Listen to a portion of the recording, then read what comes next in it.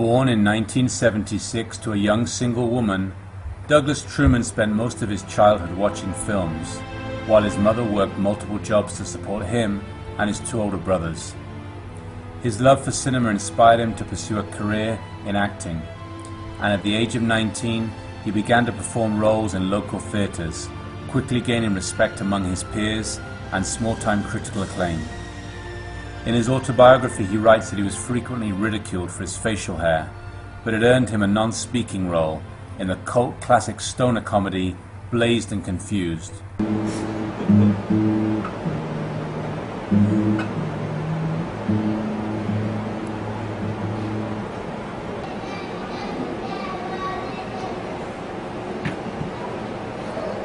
Douglas continued to act almost exclusively on the stage, but his recognizable appearance ended up earning him a breakout role in the sleeper hit Paunch Club. I was being suffocated by the oppressive gloves that befit the soft palms of consumerist America. My life was so easy I couldn't stand it when I looked at myself in my expensive mirror. I wanted to vomit on my Danish rug. I was so well paid. That all changed when I met Skylar Burton. Douglas was cast as Skylar Burton, my co-star in the film. The club where we punch each other. I don't get it. Our chemistry together on set was something different. Together, we were able to pull off the homoerotic scenes described in Chuck Pencilneck's original book. Ah! Skylar! Why are you doing this?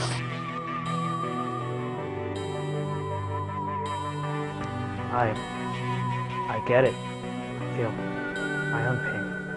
His crowd-pleasing performance of Skylar Durden caught the eye of director Mikey Ray, who decided to cast him in his blockbuster disaster movie Cataclysm.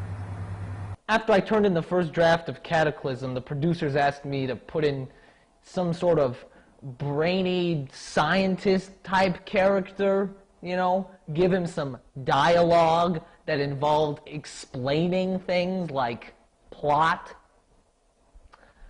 So I had to turn in, I had to turn in a new draft that introduced this new scientist-type character, you know, that had some sort of character development.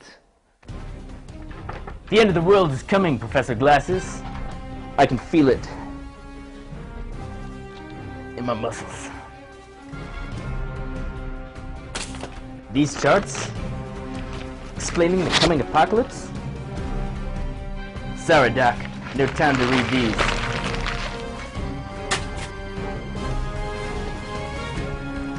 How's the world gonna bust its chunky nuggets? Needed to find someone who could play this new character that I wrote, as sort of brainy professor-type character. You know, I had to keep the appeal to my sort of nerdy college lady demographic. So when casting the part, I decided that Douglas would be great for it. He's got that, you know, he's got that thing about him where he can play that sort of badass action hero mixed with, you know, kind of nerdy professor guy who knows what he's talking about. By intercosmic reparators, do you mean the sun unleashing toxic gases? Creating an alien race that dwells deep inside this earth? Oh my god. Cataclysm is action.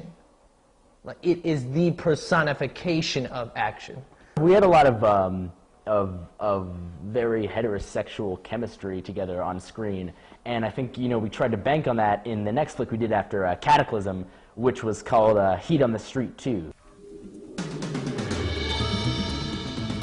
Alright, rookie, I'm 2 days from retirement. I'm not gonna let some baby-faced kid mess up my perfect incarceration record. Got it?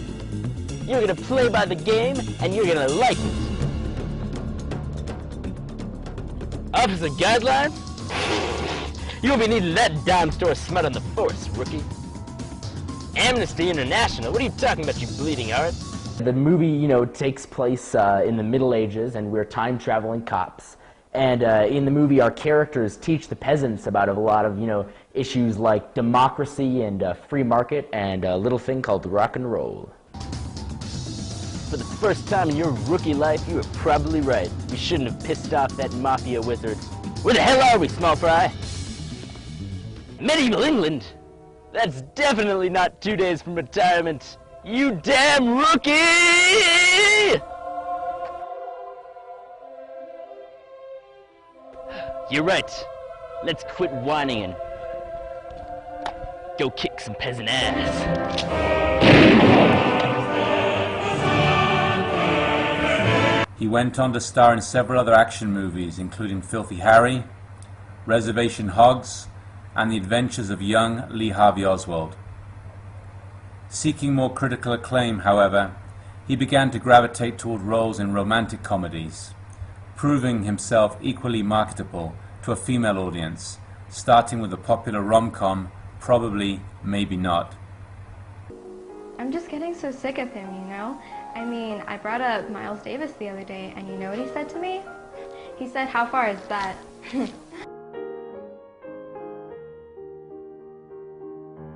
Right? It's unbelievable, the critical treatment that they get today.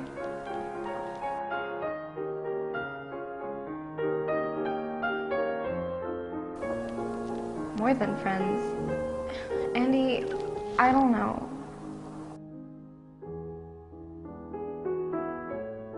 Probably, maybe not. It was definitely something new to me, because I've never actually had to be angry at someone. I know, I hate Nicolas Cage. What the roast rump is going on here? Derek, it's not what you think. Really, Jacqueline? Because I think it's you being a faithful girlfriend that I can trust, but I guess that's not true. What's this clown talking about, repressed emotions? You what? On a what? With a what? Covered in what? You know, Douglas really knew how to play our on-screen relationship. It's like if he's almost been hurt like that before and in his lifetime, just like how my character hurt him. And, I mean, it's like if we just connected so well when we were doing this. And, I mean, I don't know his private life. I don't know anything about him. It's like if we were just really old friends. His box office pull remained steady as his critical acclaim reached legendary heights. Avant-garde filmmaker Hamakai cast Truman in his tear-jerking period piece Mauswitz, which was described as Brokeback Mountain meets Annie Hall in a concentration camp. 999! We can't keep doing this, Mendo. Our love is not worth the risk. It's life or death.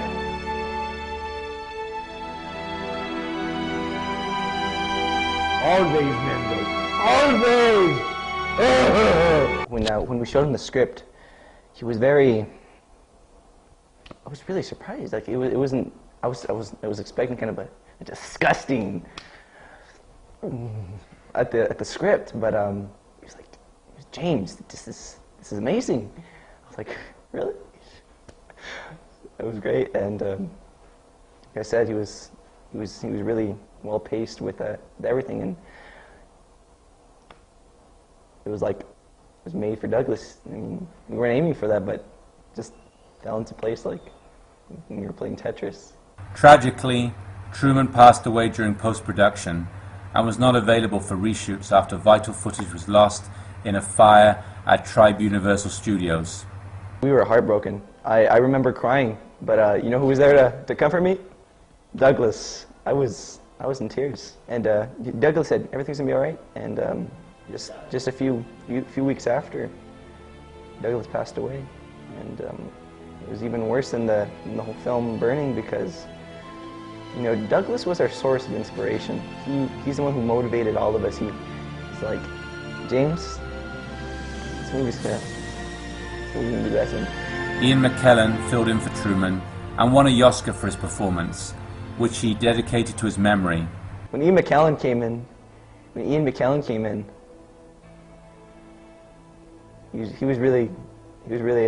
did great. He did a great job too for filling for Douglas. the reshoots were spectacular.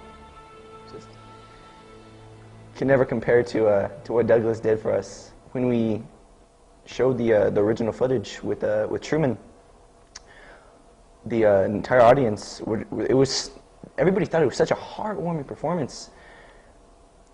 The entire audience went into cardiac arrest.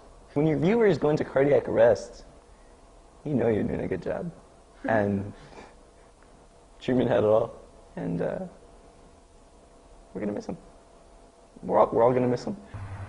The loss of such a presence in the acting world is a great one, but Douglas Truman left behind a footprint on the film industry, a footprint with soul. I'm Sax Chamberlain, and this has been Douglas Truman, a Career in Review.